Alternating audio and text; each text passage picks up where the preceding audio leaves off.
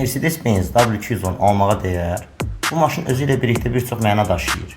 Bu maşını idarə edən adam özünü sadə sürücü kimi yox, həm də yolun və hörmətin sahibi kimi görür.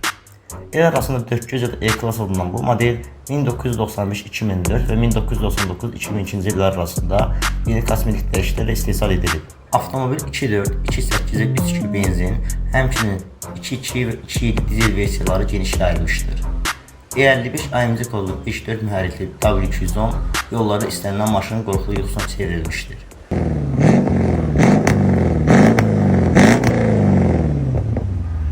O zaman belə bir sual yaranır. Bu model niyə bu qədər sevilir?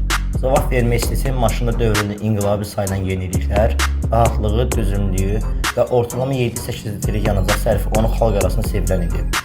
Bir çox W210 rahatlıqla 700-800 min km probeg problemsiz gələ bilir. Paslanma problemləri, elektronik problemlər, 5 pilləri sörtək qutusunda vurma problemləri və bəzi motorlarda yaxızma və yaş faktoru maşının mənfi xüsusiyyətlərindəndir.